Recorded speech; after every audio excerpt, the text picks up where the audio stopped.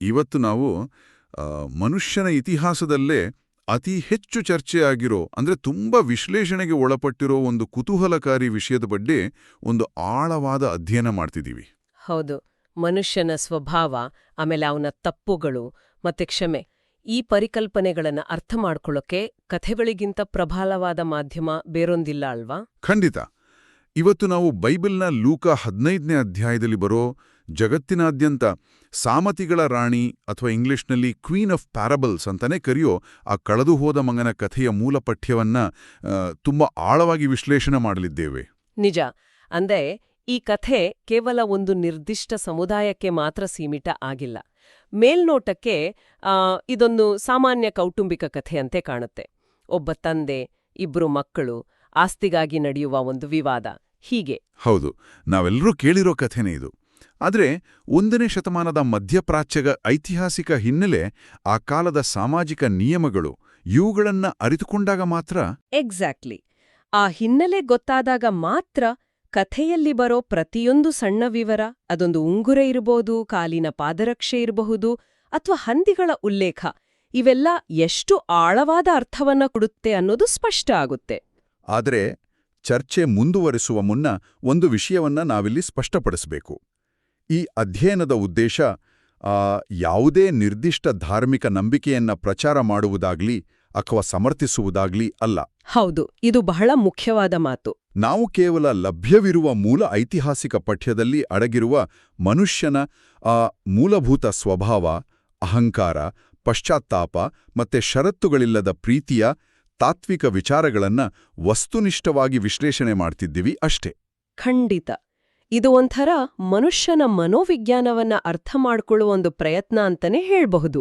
ಆ ಹಿನ್ನೆಲೆಯಲ್ಲಿ ನೋಡಿದಾಗ ಈ ಕಥೆ ಹುಟ್ಟುಕೊಂಡ ಮೂಲ ಸಂದರ್ಭವನ್ನ ಅರಿಯೋದು ಅತ್ಯಂತ ಅವಶ್ಯಕ. ಯೇಸು ಈ ಕಥೆಯನ್ನ ಸುಮ್ನೆ ಯಾವುದೇ ಕಾರಣವಿಲ್ಲದೆ ಹಠಾತ್ತನೆ ಹೇಳಿದ್ದಲ್ಲ ಅಲ್ವಾ? ಇಲ್ಲ, ಖಂಡಿತ ಇಲ್ಲ. 1ನೇ ಶತಮಾನದ ಇಸ್ರೇಲ್ ಸಮಾಜದಲ್ಲಿ ಒಂದು ನಿರ್ದಿಷ್ಟವಾದ ಉದ್ವಿಗ್ನ ವಾತಾವರಣ ಇತ್ತು. ಯೇಸುವಿನ ಮಾತುಗಳನ್ನ ಕೇಳಲು ಸಮಾಜದಲ್ಲಿ ಅತ್ಯಂತ ಕೀಳಾಗಿ ಕಾಣಲ್ಪಡ್ತಿದ್ದ ಸುಂಕದವರು, ಅಂದ್ರೆ ಟ್ಯಾಕ್ಸ್ ಕಲೆಕ್ಟರ್ಸ್ ಮತ್ತೆ ಪಾಪಿಗಳು ಬರ್ತಾ ಇದ್ರು. ಆ ಟ್ಯಾಕ್ಸ್ ಕಲೆಕ್ಟರ್ಸ್ನ ಅಂದಿನ ಸಮಾಜದಲ್ಲಿ ಬಹಳ ಕೀಳಾಗಿ ನೋಡ್ತಾ ಇದ್ರು. ಹೌದು. ಯೇಸು ಅವರೊಡನೆ ಬೆರೆಯೋದನ್ನ, ಅವರೊಡನೆ ಕುಳಿತು ಊಟ ಮಾಡೋದನ್ನ ಕಂಡ ಫರಿಸಾಯರು ಮತ್ತೆ ಧರ್ಮಶಾಸ್ತ್ರಿಗಳು ತೀವ್ರವಾಗಿ ಟೀಕಿಸಲು ಶುರು ಮಾಡಿದ್ರು. ಇಲ್ಲಿ ನಮ್ಮ ಚರ್ಚೆಗೆ ಈ ಫರಿಸಾಯರು ಅಂದ್ರೆ ಯಾರು ಅನ್ನೋದನ್ನ ಸ್ವಲ್ಪ ಬಿಡಿಸಿ ಹೇಳೋದು ಸೂಕ್ತ ಅನ್ಸುತ್ತೆ. ಖಂಡಿತ ಹೇಳಿ. ಅಂದಿನ ಸಮಾಜದಲ್ಲಿ ಫರಿಸಾಯರು ಎಂದರೆ ನಿಯಮಗಳನ್ನು ಅತ್ಯಂತ ಕಟ್ಟುನಿಟ್ಟಿನಾಗಿ ಪಾಲಿಸುತ್ತಿದ್ದ, ಸಮಾಜದ ದೃಷ್ಟಿಯಲ್ಲಿ ಆದರ್ಶಪ್ರಾಯರಾಗಿದ್ದ ಧಾರ್ಮಿಕ ಮುಖಂಡರು, ಸಮಾಜದ ಉನ್ನತ ಸ್ತರದಲ್ಲಿದ್ದವರು. ಹೌದು. ಅಂಥವರು ಸಮಾಜದಿಂದ ಬಹಿಷ್ಕೃತರಾದವ್ರ ಜೊತೆ ಯೇಸು ಊಟ ಮಾಡೋದನ್ನ ನೋಡಿ, ಈ ಮನುಷ್ಯ ಪಾಪಿಗಳನ್ನ ಬರಮಾಡಿಕೊಳ್ತಾನೆ, ಅವರೊಡನೆ ಊಟ ಮಾಡ್ತಾನೆ ಅಂತ ಗೊಣಗಲು ಪ್ರಾರಂಭಿಸಿದ್ರು. ಆ ಟೀಕೆಗಳಿಗೆ ನೇರವಾದ ಉತ್ತರವಾಗಿನೇ ಯೇಸು ಈ ಕಥೆಯನ್ನ ಕಟ್ಟಿಕೊಡೋದು. ನಿಜ. ಕಥೆಯ ಆರಂಭವೇ ನೋಡಿ, ಅತ್ಯಂತ ನಾಟಕೀಯವಾಗಿದೆ. ಒಬ್ಬಾತನಿಗೆ 2 ಮಕ್ಕಳಿದ್ರು. ಅವರಲ್ಲಿ ಕಿರಿಯವನು ತಂದೆಯ ಬಳಿ ಬಂದು, ಅಪ್ಪ, ಆಸ್ತಿಯಲ್ಲಿ ನನಗೆ ಬರಬೇಕಾದ ಪಾಲನ್ನು ಕೊಟ್ಬಿಡು ಅಂತ ಕೇಳ್ತಾನೆ. ತಂದೆ ಕೂಡಲೇ ಆಸ್ತಿಯನ್ನ ಹಂಚಿಕೊಡ್ತಾನೆ. ಇಂದಿನ ಆಧುನಿಕ ಯುಗದಲ್ಲಿ ಅಂದ್ರೆ ಮಕ್ಕಳು ಆಸ್ತಿ ಕೇಳೋದು, ವಿಭಾಗ ಮಾಡ್ಕೊಳ್ಳೋದು ಒಂದು ಸಾಮಾನ್ಯ ಕಾನೂನಾತ್ಮಕ ಪ್ರಕ್ರಿಯೆ. ಆದ್ರೆ ಪ್ರಾಚೀನ ಯಹೂದಿ ಸಂಸ್ಕೃತಿಯಲ್ಲಿ ಇದರ ಅರ್ಥವೇ ಬೇರೆಯಾಗಿತ್ತು. ಅದು ಸುಮ್ನೆ ಆಸ್ತಿ ಕೇಳೋ ವಿಷಯ ಆಗಿರ್ಲಿಲ್ಲ. ಹೌದು. ಅಂದಿನ ಕಾಲದ ನಿಯಮಗಳ ಪ್ರಕಾರ ತಂದೆ ಇನ್ನೂ ಬದುಕಿರುವಾಗಲೇ, ಆರೋಗ್ಯವಾಗಿರುವಾಗಲೇ ಒಬ್ಬ ಮಗ ತನ್ನ ಪಾಲಿನ ಆಸ್ತಿಯನ್ನ ಕೇಳೋದು ಅತ್ಯಂತ ಘೋರವಾದ ಅಪಮಾನ. ಕಿರಿಯ ಮಗ ಆಸ್ತಿ ಕೇಳಿದಾಗ ಅವನು ಕೇವಲ ತನ್ನ ಪಾಲಿನ ಹಣವನ್ನ ಕೇಳ್ತಾ ಇರ್ಲಿಲ್ಲ. ಬದ್ಲಾಗಿ, ನೀನು ಸಾಯೋವರೆಗೂ ಕಾಯುವ ತಾಳ್ಮೆ ನನ್ಗಿಲ್ಲ, ನನ್ನ ಪಾಲಿಗೆ ನೀನು ಸತ್ತಂತೆಯೇ ಸರಿ ಅಂತ ಮುಖಕ್ಕೆ ಹೊಡೆದಂತೆ ಹೇಳ್ತಿದ್ದ. ಎಕ್ಸಾಕ್ಟ್ಲಿ. ನನಗೆ ನಿಮ್ಮ ಜೊತೆಗಿನ ಸಂಬಂಧಕ್ಕಿಂತ ನಿಮ್ಮ ಆಸ್ತಿಯೇ ಮುಖ್ಯ ಅನ್ನೋ ಉದ್ದಟ್ಟತನ ಅದು. ಇದು ಇಡೀ ಊರಿನ ಜನರೇ ಬೆಚ್ಚಿಬೀಳುವಂತಹ, ಒಂದು ರೀತಿ ಕಲ್ಲೆಸೆದು ಕೊಲ್ಲಬಹುದಾದಂತಹ ಒಂದು ಸಾಮಾಜಿಕ ಅಪರಾಧ. ಇಂತಹ ಘೋರ ಅಪಮಾನ ಎದುರಾದ್ರೂ ಆ ತಂದೆ ಮಗನನ್ನು ದಂಡಿಸುವುದಿಲ್ಲ, ಮನೆಯಿಂದ ಹೊರಹಾಕುವುದಿಲ್ಲ. ಬದಲಾಗಿ ಆತನ ಇಚ್ಛೆಯಂತೆಯೇ ಆಸ್ತಿಯನ್ನ ಹಂಚಿಕೊಡ್ತಾನೆ. ಅದು ಆ ತಂದೆಯ ಅಸಾಮಾನ್ಯವಾದ ಸಹನೆ. ಆಸ್ತಿಯನ್ನ ಪಡೆದ ಕಿರಿಯ ಮಗ ಎಲ್ಲವನ್ನೂ ನಗದಾಗಿ ಪರಿವರ್ತಿಸಿಕೊಂಡು ದೂರದೇಶಕ್ಕೆ ಹೋಗ್ತಾನೆ. ಅಲ್ಲಿ ದುಂದು ಜೀವನ ನಡೆಸಿ ತನ್ನ ಬಳಿ ಇದ್ದದ್ದನ್ನೆಲ್ಲ ಪೋಲುವಾಡ್ತಾನೆ. ಮನುಷ್ಯನ ದುರಾಸೆ ಮತ್ತು ತಪ್ಪು ನಿರ್ಧಾರಗಳು ಅವನನ್ನ ಎಲ್ಲಿಗೆ ತಲುಪಿಸ್ತವೆ ಅನ್ನೋದಕ್ಕೆ ಮುಂದಿನ ಘಟನೆಗಳು ಕನ್ನಡಿಯಂತಿವೆ. ಅವನು ಹಣವನ್ನೆಲ್ಲ ಕಳೆದುಕೊಂಡ ಮೇಲೆ ಆ ದೇಶದಲ್ಲಿ ಘೋರವಾದ ಕ್ಷಾಮ ಎದುರಾಗುತ್ತೆ. ಹಣವಿದ್ದಾಗ ಜೊತೆಲಿದ್ದವರೆಲ್ಲ ಮಾಯ ಆಗ್ತಾರೆ. ನಿರ್ಗತಿಕನಾದ ಅವನು ಆ ದೇಶದ ನಿವಾಸಿಯೊಬ್ಬನನ್ನು ಆಶ್ರಯಿಸಿದಾಗ ಆತ ಇವನನ್ನು ತನ್ನ ರೊಪ್ಪಗಳಿಗೆ ಹಂದಿ ಮೇಯಿಸಲು ಕಳುಹಿಸ್ತಾನೆ. ಇಲ್ಲಿ ನಾವು ಗಮನಿಸಬೇಕಾದದ್ದು, ಈ ಹಂದಿ ಮೇಯಿಸುವ ಪ್ರಸ್ತಾಪ ಕೇವಲ ಒಂದು ವೃತ್ತಿಯ ಉಲ್ಲೇಖ ಮಾತ್ರ ಅಲ್ಲ. ಇದರ ಹಿಂದೆ ಬಹಳ ಆಳವಾದ ಸಾಂಸ್ಕೃತಿಕ ಆಘಾತ ಇದೆ. ಯಹೂದಿ ಧರ್ಮಗ್ರಂಥಗಳ ಪ್ರಕಾರ ಹಂದಿ ಅತ್ಯಂತ ಅಶುದ್ಧವಾದ ಪ್ರಾಣಿ ಅಲ್ವಾ? ಹೌದು. ಅದನ್ನ ಸಾಕೋದು, ಮುಟ್ಟೋದು ಅಥವಾ ಅದರ ಮಾಂಸ ತಿನ್ನೋದು ಧಾರ್ಮಿಕವಾಗಿ ನಿಷೇಧ ಇತ್ತು. ಅಂಥದ್ರಲ್ಲಿ ಸಭ್ಯ ಕುಟುಂಬದಿಂದ ಬಂದ ಒಬ್ಬ ಯಹೂದಿ ಯುವಕ ಹಂದಿ ಮೇಯಿಸುವ ಕೆಲಸಕ್ಕೆ ಹೋದನೆಂದ್ರೆ ಆತ ಕೇವಲ ಆರ್ಥಿಕವಾಗಿ ದಿವಾಳಿಯಾಗಿದ್ದಾನೆ ಅಂತ ಮಾತ್ರ ಅಲ್ಲ. ನಿಜ, ಆತ ತನ್ನ ಧಾರ್ಮಿಕ, ಸಾಮಾಜಿಕ ಮತ್ತು ಸಾಂಸ್ಕೃತಿಕ ಅಸ್ಮಿತೆಯನ್ನು ಸಂಪೂರ್ಣವಾಗಿ ಕಳೆದುಕೊಂಡು ಸಮಾಜದ ಅತ್ಯಂತ ಕೀಳುಮಟ್ಟದ ಸ್ಥಿತಿಗೆ ತಲುಪಿದಾನೆ ಅನ್ನೋದು ಸ್ಪಷ್ಟವಾಗುತ್ತೆ. ಕಥೆಯಲ್ಲಿ ಬರುವ ಮತ್ತೊಂದು ಕರುಣಾಜನಕ ವಿವರ ಅಂದ್ರೆ, ಆತ ಹಂದಿ ತಿನ್ನುತ್ತಿದ್ದ ಆ ಕ್ಯಾರಬ್ ಮರದ ಕಾಳುಗಳನ್ನಾದರೂ ತಿಂದು ಹಸಿವನ್ನು ನೀಗಿಸಿಕೊಳ್ಳಲು ಹಂಬಲಿಸ್ತಾನೆ. ಆದ್ರೆ ಅದನ್ನೂ ಅವನಿಗೆ ಯಾರೂ ಕೊಡುವುದಿಲ್ಲ. ಇದು ಮನುಷ್ಯನೊಬ್ಬ ತಲುಪಬಹುದಾದ ಅತ್ಯಂತ ಕೆಳಗಿನ ಹಂತ. ಹಂದಿಗಳು ತಿನ್ನುವ ಆಹಾರಕ್ಕೂ ಗತಿಯಿಲ್ಲದ ಸ್ಥಿತಿ. ಆದ್ರೆ ಈ ಪಾತಾಳದ ಸ್ಥಿತಿಯಲ್ಲಿಯೇ ಕಥೆಯ ಅತಿದೊಡ್ಡ ತಿರುವು ಎದುರಾಗುತ್ತೆ. ಮೂಲ ಪಠ್ಯದಲ್ಲಿ ಬರುವ ಆಗ ಅವನಿಗೆ ಬುದ್ಧಿ ಬಂದಿತು ಅನ್ನೋ ವಾಕ್ಯ ಅತ್ಯಂತ ಶಕ್ತಿಶಾಲಿಯಾದದ್ದು. ಹೌದು, ಇದು ಕೇವಲ ಭಾವನಾತ್ಮಕವಾದ ಅಳುವಲ್ಲ, ಬದಲಾಗಿ ಇದೊಂದು ಬೌದ್ಧಿಕವಾದ ಎಚ್ಚರ. ಅವನು ತನ್ನ ತಂದೆಯ ಮನೆಯ ಕೂಲಿಯಾಳುಗಳ ಸ್ಥಿತಿಯನ್ನು ನೆನೆಸ್ಕೊಳ್ತಾನೆ. ನನ್ನ ತಂದೆಯ ಮನೆಯಲ್ಲಿ ಕೂಲಿಯಾಳುಗಳಿಗೂ ತಿಂದು ತೇಗುವಷ್ಟು ಆಹಾರವಿದೆ, ನಾನಿಲ್ಲಿ ಹಸಿವಿನಿಂದ ಸಾಯುತ್ತಿದ್ದೇನೆ ಅಂತ ಅರಿತುಕೊಳ್ತಾನೆ. ತತ್ವಶಾಸ್ತ್ರೀಯವಾಗಿ ನೋಡಿದ್ರೆ ಈ ಎಚ್ಚರವೇ ಪಶ್ಚಾತ್ತಾಪದ ಮೊದಲ ಹೆಜ್ಜೆ. ಅವನು ತನ್ನ ಈ ದುಸ್ಥಿತಿಗೆ ಕ್ಷಾಮವನ್ನು ದೂರಲಿಲ್ಲ, ಆ ದೇಶದ ಜನರನ್ನು ದೂರಲಿಲ್ಲ, ಅಥವಾ ತನ್ನ ಸ್ನೇಹಿತರನ್ನು ದೂಷಿಸಲಿಲ್ಲ. ತನ್ನ ಹದಗೆಟ್ಟ ಸ್ಥಿತಿಗೆ ತಾನೇ ಕಾರಣ ಅಂತ ಸಂಪೂರ್ಣವಾಗಿ ಒಪ್ಪಿಕೊಂಡ. ಇದೇ ನಿಜವಾದ ಬದಲಾವಣೆಯ ನಾಂದಿ. ಅವನು ಕೇವಲ ಊರಿಗೆ ಮರಳಲು ನಿರ್ಧರಿಸುವುದಿಲ್ಲ, ತನ್ನ ಮನಸ್ಸಿನಲ್ಲಿಯೇ ಒಂದು ಭಾಷಣವನ್ನು ಸಿದ್ಧಪಡಿಸಿಕೊಡ್ತಾನೆ. ನಾನು ಇದೀಗಲೇ ಹೊರಟು ತಂದೆಯ ಬಳಿ ಹೋಗಿ, ಅಪ್ಪ, ದೇವರಿಗೂ ನಿಮ್ಮಗೂ ವಿರುದ್ಧವಾಗಿ ಪಾಪ ಮಾಡಿದ್ದೇನೆ. ನಿಮ್ಮ ಮಗನೆನಿಸ್ಕೊಳ್ಳೋ ಯೋಗ್ಯತೆಯೂ ನನಗಿಲ್ಲ. ನನ್ನನ್ನು ನಿಮ್ಮ ಮನೆಯ ಕೂಲಿಯಾಳುಗಳಲ್ಲಿ ಒಬ್ಬನನ್ನಾಗಿ ಇಟ್ಕೊಳ್ಳಿ ಅಂತ ಬೇಡಿಕೊಳ್ತೇನೆ ಅಂತ ನಿರ್ಧರಿಸ್ತಾನೆ. ತನ್ನ ಮಗನ ಸ್ಥಾನವನ್ನ ಸಂಪೂರ್ಣವಾಗಿ ಬಿಟ್ಟುಕೊಟ್ಟು ಒಬ್ಬ ಕೂಲಿಯಾಳು ಆಗಲು ಸಿದ್ಧನಾಗುವುದು ಅವನಲ್ಲಿದ್ದ ಅಹಂಕಾರವು ಸರ್ವನಾಶವಾಗಿರುವುದನ್ನು ಸೂಚಿಸುತ್ತೆ. ದೇವರಿಂದ ಅರವ ಸನ್ಮಾರ್ಗದಿಂದ ದೂರ ಹೋಗಿ ತನ್ನ ಜೀವನವನ್ನ ತಾನೇ ಹಾಳು ಮಾಡಿಕೊಂಡ ಪ್ರತಿಯೊಬ್ಬ ಮನುಷ್ಯನ ಪ್ರತಿನಿಧಿಯಾಗಿ ಈ ಕಿರಿಯ ಮಗ ಕಾಣಿಸ್ತಾನೆ ಇಲ್ಲಿ. ಹೀಗೆ ಸಿದ್ಧನಾಗಿ ಅವನು ತನ್ನ ತಂದೆಯ ಮನೆಯತ್ತ ಹೆಜ್ಜೆ ಹಾಕ್ತಾನೆ. ಇಲ್ಲಿಂದ ಕಥೆಯ ಅತ್ಯಂತ ಭಾವುಕವಾದ ಮತ್ತು ಸಾಂಸ್ಕೃತಿಕವಾಗಿ ಅಷ್ಟೇ ಮಹತ್ವದ ದೃಶ್ಯ ಆರಂಭವಾಗುತ್ತೆ. ಮಗನು ಊರ ಸಮೀಪ ಬರ್ತಾ ಇರುವಾಗ, ಇನ್ನೂ ಬಹು ದೂರದಲ್ಲಿರುವಾಗಲೇ ತಂದೆ ಅವನನ್ನ ನೋಡ್ತಾನೆ. ಆತನ ಹೃದಯ ಕನಿಕರದಿಂದ ಕರಗಿ ಹೋಗುತ್ತೆ. ಆ ತಂದೆ ಓಡಿ ಹೋಗಿ ಮಗನನ್ನು ಬಿಗಿಯಾಗಿ ತಬ್ಬಿಕೊಂಡು ಮುತ್ತಿಡುತ್ತಾನೆ. ಇದು ಓದುವಾಗ ಸಾಮಾನ್ಯ ಅಂತ ಅನಿಸಿದ್ರೂ ಪ್ರಾಚೀನ ಮಧ್ಯಪ್ರಾಚ್ಯದ ಹಿನ್ನೆಲೆಯಲ್ಲಿ ನೋಡಿದಾಗ ಇದು ಅಸಾಮಾನ್ಯವಾದ ಘಟನೆ. ಅಂದಿನ ಕಾಲದ ಸಂಸ್ಕೃತಿಯನ್ನ ಗಮನಿಸಿದ್ರೆ, ಒಬ್ಬ ಹಿರಿಯ ವ್ಯಕ್ತಿ, ಅದರಲ್ಲಿಯೂ ಗೌರವಾನ್ವಿತ ಶ್ರೀಮಂತ ತಂದೆ, ಸಾರ್ವಜನಿಕವಾಗಿ ತನ್ನ ಉದ್ದನೆಯ ಬಟ್ಟೆಗಳನ್ನು ಎತ್ತಿಕೊಂಡು ರಸ್ತೆಯಲ್ಲಿ ಓಡುವುದು ಅವರ ಘನತೆಗೆ ತಕ್ಕುದಲ್ಲ ಅಂತ ಪರಿಗಣಿಸ್ತಾ ಇದ್ರು. ಹೌದು, ಹಿರಿಯರು ನಿಧಾನವಾಗಿ ಗಾಂಭೀರ್ಯದಿಂದ ನಡಿಬೇಕೆ ಹೊರತು ಓಡಬಾರ್ದು ಅನ್ನೋದು ಅಂದಿನ ಸಾಮಾಜಿಕ ನಿಯಮ. ಆದ್ರೂ ಆ ತಂದೆ ತನ್ನ ಸಮಾಜದ ಮರ್ಯಾದೆ, ತನ್ನ ಪ್ರತಿಷ್ಠೆ ಯಾವುದನ್ನು ಲೆಕ್ಕಿಸದೆ ಓಡ್ತಾನೆ. ಈ ಓಟದ ಹಿಂದೆ ಇನ್ನೊಂದು ಪ್ರಬಲವಾದ ಐತಿಹಾಸಿಕ ಕಾರಣ ಇದೆ ಅಲ್ವಾ? ಆ ಕೆಜಾಜಾ ನಿಯಮದ ಬಗ್ಗೆ ಹೇಳಿ. ಹೌದು, ಅಂದಿನ ಯಹೂದಿ ಸಮಾಜದಲ್ಲಿ ಕೆಜಾಜಾ ಎಂಬ ಕಟ್ಟುನಿಟ್ಟಿನ ನಿಯಮ ಇತ್ತು.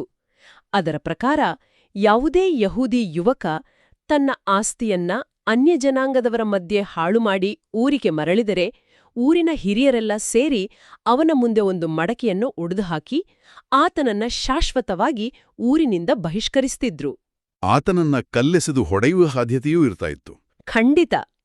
ತಂದೆ ಓಡಿ ಬಂದದ್ದು ಕೇವಲ ಪ್ರೀತಿಯಿಂದ ಮಾತ್ರವಲ್ಲ. ಊರಿನವರು ತನ್ನ ಮಗನನ್ನು ನೋಡಿ ಶಿಕ್ಷಿಸುವ ಮುನ್ನ ತಾನೇ ಓಡಿಹೋಗಿ ಮಗನನ್ನು ರಕ್ಷಿಸಲು. ಇದು ಷರತ್ತುಗಳಿಲ್ಲದ ಪ್ರೀತಿಯ ಅತ್ಯುನ್ನತ ಸಂಕೇತ.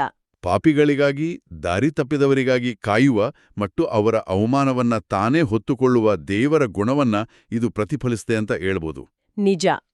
ಆಮೇಲೆ ಮಗ ತಾನು ಸಿದ್ಧಪಡಿಸಿಕೊಂಡಿದ್ದ ಭಾಷಣವನ್ನ ಒಪ್ಪಿಸಲು ಶುರು ಮಾಡ್ತಾನೆ. ಅಪ್ಪ, ದೇವರಿಗೂ ನಿಮಗೂ ವಿರುದ್ಧವಾಗಿ ಪಾಪ ಮಾಡಿದ್ದೇನೆ. ನಿಮ್ಮ ಮಗನೆನಿಸಿಕೊಳ್ಳುವ ಯೋಗ್ಯತೆಯೂ ನನಗಿಲ್ಲ. ಆತ ನನ್ನನ್ನು ಕೂಲಿಯಾಳಾಗಿ ಇಟ್ಟುಕೋ ಅಂತ ಹೇಳುವ ಮುನ್ನವೇ ತಂದೆ ಆ ಮಾತನ್ನ ತಡೆದು ಆಳುಗಳನ್ನು ಕರೆದು ಆಜ್ಞಾಪಿಸ್ತಾನೆ. ಇಲ್ಲಿ ನಡೆಯುವ ಪುನಃಸ್ಥಾಪನೆ ಅಂದ್ರೆ ರೆಸ್ಟೋರೇಷನ್ ಬಹಳ ಮುಖ್ಯವಾದುದು. ತಂದೆ 3 ನಿರ್ದಿಷ್ಟ ವಸ್ತುಗಳನ್ನು ತರಲು ಹೇಳ್ತಾನೆ: ಅತ್ಯುತ್ತಮವಾದ ಅಂಗಿ, ಉಂಗುರ ಮತ್ತು ಪಾದರಕ್ಷೆ. ಈ 3 ವಸ್ತುಗಳು ಕೇವಲ ಭೌತಿಕ ವಸ್ತುಗಳಲ್ಲ. ಇವು ಆಳವಾದ ಶಾಸ್ತ್ರೀಯ ಮತ್ತು ಸಾಮಾಜಿಕ ಅರ್ಥವನ್ನ ಹೊಂದಿವೆ. ಮೊದಲನೇದಾಗಿ ಅತ್ಯುತ್ತಮ ಅಂಗಿ. ಇದು ಕೇವಲ ಮಗನ ಹರಿದ ಕೊಳೆಯಾದ ಬಟ್ಟೆಗಳನ್ನು ಮುಚ್ಚುವ ವಸ್ತ್ರ ಆಗಿರಲಿಲ್ಲ. ಹೌದು, ಅಂದಿನ ಕಾಲದಲ್ಲಿ ಮನೆಯ ಯಜಮಾನ ಮಾತ್ರ ಧರಿಸುವ ಒಂದು ವಿಶೇಷವಾದ ಅಧಿಕೃತ ವಸ್ತ್ರ ಇರ್ತಿತ್ತು. ತಂದೆ ಆ ಅತ್ಯುತ್ತಮ ಅಂಗಿಯನ್ನ ಮಗನಿಗೆ ಉಡಿಸುವ ಮೂಲಕ ಆ ಮಗ ಕಳೆದುಕೊಂಡಿದ್ದ ಗೌರವ, ಮರ್ಯಾದೆ ಮತ್ತು ಸ್ಥಾನಮಾನಗಳನ್ನ ಸಮಾಜದ ಎದುರು ಮರುಸ್ಥಾಪಿಸುತ್ತಿದ್ದ. ಅವನ ತಪ್ಪುಗಳನ್ನ ಸಂಪೂರ್ಣವಾಗಿ ಮುಚ್ಚಿ ಹೊಸ ಘನತೆಯನ್ನ ನೀಡ್ತಾ ಇದ್ದ. ಎರಡನೆಯ ವಸ್ತು ಉಂಗುರ. ಆ ಉಂಗುರ ಕೇವಲ ಅಲಂಕಾರದ ವಸ್ತುವಾಗಿರಲಿಲ್ಲ. ಅದು ಆ ಕುಟುಂಬದ ಮುದ್ರೆಯ ಉಂಗುರ ಅಥವಾ ಸಿಗ್ನೆಟ್ ರಿಂಗ್. ಆ ಕಾಲದಲ್ಲಿ ಕ್ರೆಡಿಟ್ ಕಾರ್ಡ್ ಅಥವಾ ಸಹಿಗಳಿರ್ಲಿಲ್ಲ. ಯಾವುದೇ ವ್ಯಾಪಾರ, ವ್ಯವಹಾರ ಅಥವಾ ಅಧಿಕೃತ ಒಪ್ಪಂದಗಳಿಗೆ ಸಹಿ ಹಾಕಲು ಈ ಉಂಗುರದ ಮುದ್ರೆಯನ್ನೇ ಬಳಸ್ತಾ ಇದ್ರು. ಅಂದ್ರೆ ತನ್ನ ಆಸ್ತಿಯನ್ನೆಲ್ಲ ಹಾಳು ಮಾಡಿದ್ದ ಮಗನಿಗೆ ತಂದೆ ಮತ್ತೆ ಆರ್ಥಿಕ ಅಧಿಕಾರವನ್ನ ನೀಡ್ತಾ ಇದ್ದಾನೆ ಎಂದರ್ಥ. ಯಾವ ಮಗ ಹಣವನ್ನ ಪೋಲು ಮಾಡಿ ಬಂದಿದ್ದನೋ ಅದೇ ಮಗನಿಗೆ ಕುಟುಂಬದ ಅಧಿಕಾರ ಮತ್ತು ಉತ್ತರಾಧಿಕಾರವನ್ನ ಮರುಮಂಜೂರು ಮಾಡ್ತಿರೋದು ಎಂತಹ ಅಗಾಧವಾದ ಕ್ಷಮೆ ಅನ್ನೋದನ್ನ ಇದು ತೋರಿಸ್ತೆ. ಇನ್ನು 3ನೇದು ಪಾದರಕ್ಷೆ. ದೂರದ ದೇಶದಿಂದ ಆತ ಬರಿಗಾಲಿನಲ್ಲಿ ಗುಲಾಮನಂತೆ ನಡೆದು ಬಂದಿದ್ದ. ಕಾಲಿಗೆ ಪಾದರಕ್ಷೆ ಮೆಟ್ಟಿಸುವ ಕ್ರಿಯೆಯಲ್ಲಿ ಒಂದು ದೊಡ್ಡ ಸಾಮಾಜಿಕ ಸಂದೇಶ ಇದೆ. ಹೌದು, ಅಂದಿನ ಮನೆಗಳಲ್ಲಿ ಮನೆಯ ಒಡೆಯರು ಮತ್ತು ಮಕ್ಕಳು ಮಾತ್ರ ಕಾಲಿಗೆ ಪಾದರಕ್ಷೆಗಳನ್ನ ಧರಿಸ್ತಾ ಇದ್ರು. ಮನೆಯಲ್ಲಿದ್ದ ಗುಲಾಮರು ಮತ್ತು ಕೂಲಿಯಾಳುಗಳು ಬರಿಗಾಲಿನಲ್ಲಿಯೇ ಇರಬೇಕಾಗಿತ್ತು. ಕಿರಿಯನಗ ನನ್ನನ್ನು ಕೂಲಿಯಾಳಾಗಿ ಇಟ್ಟುಕೋ ಅಂತ ಕೇಳಲು ಬಂದಿದ್ದ. ಆದರೆ ತಂದೆ ಅವನಿಗೆ ಪಾದರಕ್ಷೆ ತೊಡಿಸುವ ಮೂಲಕ ನೀನು ನನ್ನ ಮನೆಯ ಗುಲಾಮನಲ್ಲ, ನೀನು ನನ್ನ ಸ್ವತಂತ್ರ ಮಗ ಅಂತ ಸಾರುತ್ತಿದ್ದ. ಆತನ ಸ್ಥಾನಮಾನವನ್ನ ಸಂಪೂರ್ಣವಾಗಿ ಮರಳಿ ನೀಡ್ತಾ ಇದ್ದ. ಆನಂತರ ತಂದೆ ಹೇಳ್ತಾನೆ, ಕೊಬ್ಬಿಸಿದ ಕರುವನ್ನು ತಂದ್ರು ಕೊಯ್ಯಿರಿ, ಹಬ್ಬ ಮಾಡೋಣ, ಆನಂದಿಸೋಣ. ಏಕೆಂದರೆ ಈ ನನ್ನ ಮಗ ಸತ್ತು ಹೋಗಿದ್ದ, ಈಗ ಬದುಕಿ ಬಂದಿದ್ದಾನೆ, ತಪ್ಪಿ ಹೋಗಿದ್ದ, ಈಗ ಸಿಕ್ಕಿದ್ದಾನೆ. ಒಡನೆಯೇ ಮನೆಯಲ್ಲಿ ಹಬ್ಬದ ಸಡಗರ ಶುರುವಾಗುತ್ತೆ. ಸತ್ತು ಹೋಗಿದ್ದ, ಬದುಕಿ ಬಂದಿದ್ದಾನೆ ಎನ್ನುವ ಮಾತು ಅಕ್ಷರಶಃ ಸತ್ಯದಂತಿತ್ತು. ಆದರೆ ಈ ಕಥೆ ಇಲ್ಲಿಗೆ ಸುಖಾಂತ್ಯವಾಗಿ ಮುಗಿಯೋದಿಲ್ಲ. ಹೌದು, ಕಥೆಯಲ್ಲಿ ಮತ್ತೊಂದು ನಿರ್ಣಾಯಕ ಮತ್ತು ಅನೇಕ ಬಾರಿ ಕಡೆಗಣಿಸಲ್ಪಡುವ ಭಾಗ ಇದೆ. ಅದೇ ಹಿರಿಯ ಮಗನ ಪಾತ್ರ. ಇದು ಕಥೆಯಲ್ಲಿ ಬರೋ ಅತಿದೊಡ್ಡ ತಿರುವು. ಇತ್ತ ಹಗಲಿರುಳು ಹೊಲದಲ್ಲಿ ದುಡಿತಿದ್ದ ಹಿರಿಯ ಮಗ ಹಿಂದಿರುಗಿ ಮನೆಯ ಸಮೀಪ ಬರ್ತಾನೆ. ಮನೆಯಲ್ಲಿ ಗಾನ, ನರ್ತನಗಳ ಶಬ್ದ ಕೇಳಿ ಆಳನ್ನು ಕರೆದು ವಿಚಾರಿಸುತ್ತಾನೆ. ತನ್ನ ತಮ್ಮ ಹಿಂದಿರುಗಿ ಬಂದಿದ್ದಾನೆ, ಅವನು ಸುರಕ್ಷಿತವಾಗಿ ಬಂದದ್ದಕ್ಕಾಗಿ ತಂದೆ ಹಬ್ಬ ಮಾಡ್ತಿದ್ದಾರೆ ಅಂತ ತಿಳಿದ ತಕ್ಷಣ ಹಿರಿಯ ಮಗನಿಗೆ ವಿಪರೀತ ಸಿಟ್ಟು ಬರುತ್ತೆ. ಅವನು ತನ್ನ ತಮ್ಮನನ್ನು ಸ್ವಾಗತಿಸಲು ಮನೆಯೊಳಕ್ಕೆ ಕಾಲಿಡಲು ಒಪ್ಪುವುದಿಲ್ಲ. ಆ ಮನೆಯ ಯಜಮಾನ ತಂದೆಯೇ ಹೊರಗೆ ಬಂದು ಈ ಹಿರಿಯ ಮಗನನ್ನು ಬೇಡಿಕೊಳ್ಳುವ ಪರಿಸ್ಥಿತಿ ನಿರ್ಮಾಣ ಆಗುತ್ತೆ. ಊರಿನವರೆಲ್ಲರ ಮುಂದೆ ತಂದೆ ಮತ್ತೆ ತನ್ನ ಘನತೆಯನ್ನ ಬದಿಗಿಟ್ಟು ಹೊರಬರ್ತಾನೆ. ಹಿರಿಯ ಮಗನ ಕೋಪಕ್ಕೆ ಕಾರಣವೇನು ಅಂತ ಆತನ ವಾದವನ್ನು ಸೂಕ್ಷ್ಮವಾಗಿ ಗಮನಿಸಿದ್ರೆ ಆತನ ಅಹಂಕಾರ ಸ್ಪಷ್ಟವಾಗುತ್ತೆ. ಅವನ ತಂದೆಗೆ ಹೇಳ್ತಾನೆ, ನೋಡಿ, ನಾನು ಇಷ್ಟು ವರ್ಷಗಳಿಂದ ನಿಮಗೆ ಗುಲಾಮನಂತೆ ಸೇವೆ ಮಾಡ್ತಿದ್ದೇನೆ, ನಿಮ್ಮ ಮಾತನ್ನ ಎಂದೂ ಮೀರಿಲ್ಲ. ಆದರೂ ನಾನು ನನ್ನ ಸ್ನೇಹಿತರೊಡನೆ ಹಬ್ಬ ಮಾಡಲು ಒಂದು ಆಡುಮರಿಯನ್ನ ಕೂಡ ನೀವು ಕೊಟ್ಟಿಲ್ಲ. ಆದರೆ ನಿಮ್ಮ ಆಸ್ತಿಪಾಸ್ತಿಯನ್ನೆಲ್ಲ ವೇಶ್ಯೆಯರಿಗೆ ಸುರಿದ ನಿಮ್ಮ ಮಗ ಬಂದದ್ದೇ ಕೊಬ್ಬಿಸಿದ ಕರುವನ್ನು ಕೊಯ್ಯಿಸಿದ್ದೀರಿ. ಇದೇ ಅವನ ವಾದ. ಅವನ ಮಾತುಗಳಲ್ಲಿ ಪ್ರೀತಿಗಿಂತ ಹೆಚ್ಚಾಗಿ ನಾನು ಮಾಡಿರುವ ಸೇವೆ, ನನ್ನ ನೀತಿವಂತಿಕೆ ಅನ್ನೋ ಅಹಂಕಾರ ಎದ್ದು ಕಾಣ್ತಾ ಇದೆ. ಇಲ್ಲಿ ನಾವು ಆರಂಭದಲ್ಲಿ ಚರ್ಚಿಸಿದ ಯೇಸು ಕತೆ ಹೇಳ್ತಾ ಇದ್ದ ಸಂದರ್ಭವನ್ನ ನೆನಪಿಸ್ಕೊಳ್ಬೇಕು. ಅವರು ಈ ಕತೆಯನ್ನ ಟೀಕಾಕಾರರಾದ ಫರಿಸಾಯರಿಗೆ ಮತ್ತು ಧರ್ಮಶಾಸ್ತ್ರಿಗಳಿಗೆ ಹೇಳ್ತಾ ಇದ್ರು. ಹೌದು, ಈ ಹಿರಿಯ ಮಗ ಸಾಂಕೇತಿಕವಾಗಿ ಆ ಫರಿಸಾಯರನ್ನೇ ಪ್ರತಿನಿಧಿಸ್ತಾನೆ. ಹಿರಿಯ ಮಗನು ತಂದೆಯ ಮನೆಯಲ್ಲೇ ಭೌತಿಕವಾಗಿದ್ರೂ ತಂದೆಯ ಹೃದಯದಿಂದ ಬಹುದೂರವಿದ್ದ. ತಂದೆಯ ಕರುಣಾಮಯಿ ಹೃದಯವನ್ನ ಅವನು ಎಂದಿಗೂ ಅರ್ಥ ಮಾಡಿಕೊಳ್ಳಲೇ ಇಲ್ಲ. ಅವನ ವಾದದಲ್ಲಿ ನಿಮ್ಮ ಮಗ ಅಂತ ಹೇಳ್ತಾನೆ ಹೊರ್ತು ನನ್ನ ತಮ್ಮ ಅಂತ ಒಮ್ಮೆಯೂ ಸಂಬೋಧಿಸುವುದಿಲ್ಲ. ತನ್ನ ಸ್ವಂತ ಸಹೋದರನನ್ನೇ ಅವನು ತಿರಸ್ಕರಿಸ್ತಾ ಇದ್ದ. ಇದರ ಅರ್ಥ ಏನಂದ್ರೆ, ಕಿರಿಯ ಮಗ ಮನೆ ಬಿಟ್ಟು ಹೋಗಿ ದಾರಿ ತಪ್ಪಿದ್ದ, ಆದರೆ ಹಿರಿಯ ಮಗ ಮನೆಯೊಳಗೆ ಇದ್ದು ದಾರಿ ತಪ್ಪಿದ್ದ. ನಿಜ. ಹಿರಿಯ ಮಗನಿಗೆ ತಾನು ನೀತಿವಂತ ಅನ್ನೋ ವಿಪರೀತ ಅಹಂಕಾರ. ತಾನು ಎಲ್ಲಾ ನಿಯಮಗಳನ್ನ ಚಾಚೂ ತಪ್ಪದೆ ಪಾಲಿಸಿದ್ದೇನೆ, ಹೀಗಾಗಿ ತಂದೆಯ ಪ್ರೀತಿ ಮತ್ತು ಪ್ರತಿಫಲ ಕೇವಲ ತನಗೆ ಮಾತ್ರ ಸಿಗ್ಬೇಕು ಅನ್ನೋ ಸ್ವಾರ್ಥ ಆತನಲ್ಲಿತ್ತು. ಇದು ನಮ್ಗೆ ಪಾಪ ಅಥವಾ ತಪ್ಪುಗಳ ಬಗ್ಗೆ ಇರೋ ತಪ್ಪು ಕಲ್ಪನೆಯನ್ನು ಒಡೆಯುತ್ತೆ. ಪಾಪ ಅಂದ ತಕ್ಷಣ ಕಿರಿಯ ಮಗ ಮಾಡಿದಂತೆ ದುಂದುವೆಚ್ಚ ಮಾಡೋದು, ಕೆಟ್ಟ ಕೆಲಸಗಳನ್ನು ಮಾಡೋದು ಅಥವಾ ಸಮಾಜದ ನಿಯಮಗಳನ್ನು ಮೀರೋದು ಅಂತ ಮಾತ್ರ ನಾವು ಅಂದುಕೊಳ್ತೀವಿ. ಆದ್ರೆ ಈ ಕಥೆ ನಮ್ಗೆ ತೋರ್ಸ್ಕೊಡೋದು ಬೇರೆಯೇ ಮುಖವನ್ನ. ಪಾಪ ಎಂದ್ರೆ ಕೇವಲ ಕೆಟ್ಟ ಕೆಲಸ ಮಾಡುವುದಲ್ಲ, ತಂದೆಯ ಪ್ರೀತಿಯಿಂದ ಮಾನಸಿಕವಾಗಿ ದೂರಾಗುವುದು, ಅಸೂಯ ಪಡುವುದು, ದಾರಿ ತಪ್ಪಿದವರು ಮರಳಿ ಬಂದಾಗ ಅವರನ್ನ ಕೀಳಾಗಿ ಕಂಡು ಅವರನ್ನ ಕ್ಷಮಿಸಲು ನಿರಾಕರಿಸುವ ಕಠಿಣ ಹೃದಯ ಹೊಂದುವುದು ಕೂಡ ಒಂದು ಬಹುದೊಡ್ಡ ಆಧ್ಯಾತ್ಮಿಕ ಪಾಪವೇ ಆಗಿದೆ. ಈ ವಿಶ್ಲೇಷಣೆ ಕೇವಲ ಪ್ರಾಚೀನ ಕಾಲದ ಐತಿಹಾಸಿಕ ಪಠ್ಯವಾಗಿ ಉಳಿಯದೆ ಇಂದಿನ ಸಮಾಜಕ್ಕೂ ಅತ್ಯಂತ ಪ್ರಸ್ತುತವಾಗುತ್ತೆ.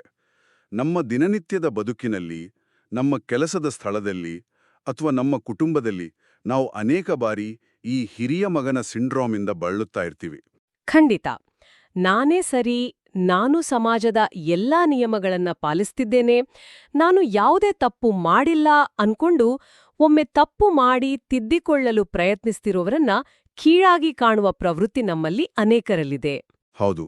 ಯಾರಾದರೂ ತಮ್ಮ ತಪ್ಪಿನ ಬಗ್ಗೆ ಪಶ್ಚಾತ್ತಾಪ ಪಟ್ಟು ಬದಲಾಗಲು ಪ್ರಯತ್ನಿಸಿದಾಗ ಅವರ ಹಳೆಯ ತಪ್ಪುಗಳನ್ನೇ ಎತ್ತಿ ತೋರಿಸುವ ಬದಲು ಅವರ ಬದಲಾವಣೆಯನ್ನು ಸಂಭ್ರಮಿಸುವ ವಾತಾವರಣ ನಿರ್ಮಾಣ ಆಗಬೇಕು. ತಂದೆ ಹಿರಿಯ ಮಗನಿಗೆ ಹೇಳುವ ಮಾತು ಇಲ್ಲಿ ಸ್ಮರಣೀಯ. ಮಗನೇ, ನೀನು ಯಾವಾಗ್ಲೂ ನನ್ನ ಸಂಗಡ ಇದ್ದೆ, ನನ್ನ ಸರ್ವಸ್ವವೂ ನಿನ್ನದೇ ಆಗಿದೆ. ಈ ನಿನ್ನ ತಮ್ಮ ನಮ್ಮ ಪಾಲಿಗೆ ಸತ್ತೋಗಿದ್ದ, ಈಗ ಬದುಕಿ ಬಂದಿದ್ದಾನೆ. ತಪ್ಪಿ ಹೋಗಿದ್ದ, ಈಗ ಸಿಕ್ಕಿದ್ದಾನೆ. ಹೀಗಿರುವಾಗ ನಾವು ಹಬ್ಬ ಮಾಡಿ ಆನಂದಿಸುವುದು ಯುಕ್ತವಲ್ಲವೇ? ಈ ಮಾತು ತಪ್ಪು ಮಾಡಿದವರನ್ನ ಷರತ್ತುಗಳಿಲ್ಲದೆ ಕ್ಷಮಿಸುವ, ಎಲ್ಲರನ್ನೂ ಸಮಾನವಾಗಿ ಪ್ರೀತಿಸುವ ತಂದೆಯ ವಿಶಾಲ ಮನೋಭಾವವನ್ನ ಸಾರುತ್ತೆ.